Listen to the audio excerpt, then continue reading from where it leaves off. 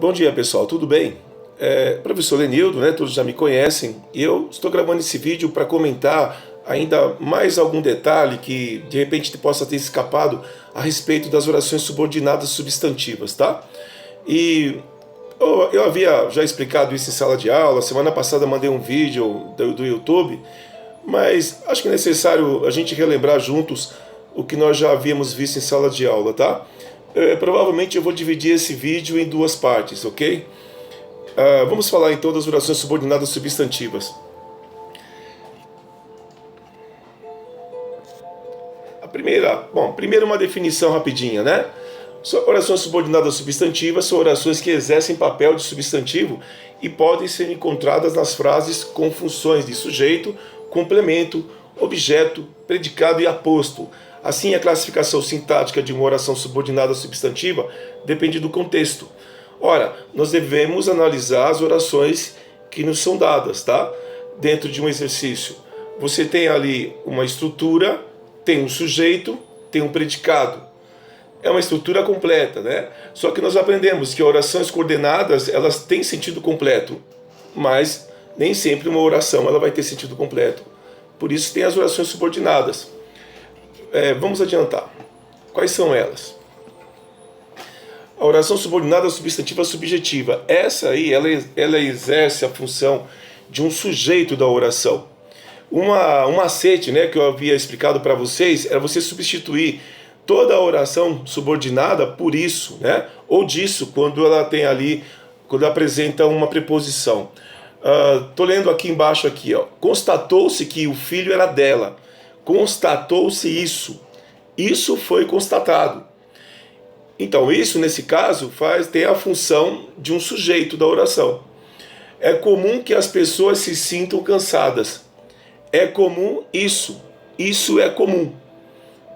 Então, nesse caso, nós temos um outro exemplo de oração subordinada substantiva. Substantiva, subjetiva. É proibido fumar neste local. É proibido isso, ou isso é proibido. Então percebam que a oração subordinada, substantiva, subjetiva, ela tem a função de sujeito da oração. Tá certo?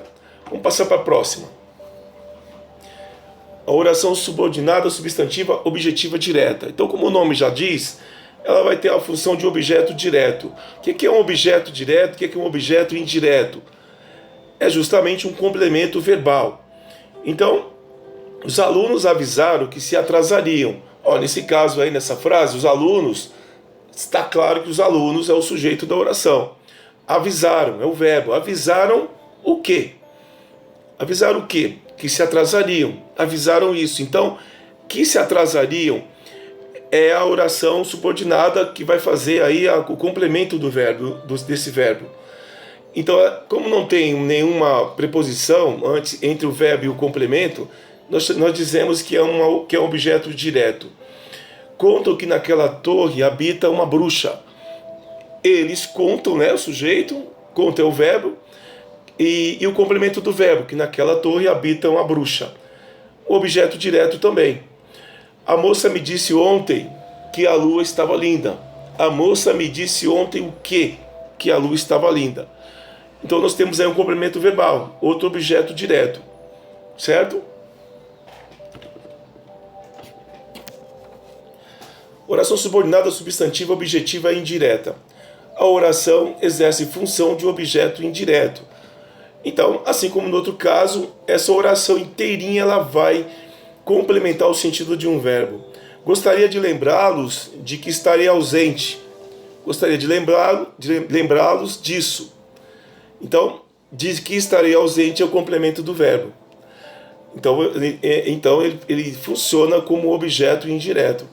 Eu acredito no que você me prometeu. Eu acredito nisso. Eu acredito é o verbo. No que você me prometeu é o complemento desse verbo. Então, como tem a preposição, funciona como objeto indireto. Ele respondeu ao que haviam perguntado. Respondeu a quê? Respondeu a isso. Então, ao que haviam perguntado, funciona também como objeto indireto. Tá certo?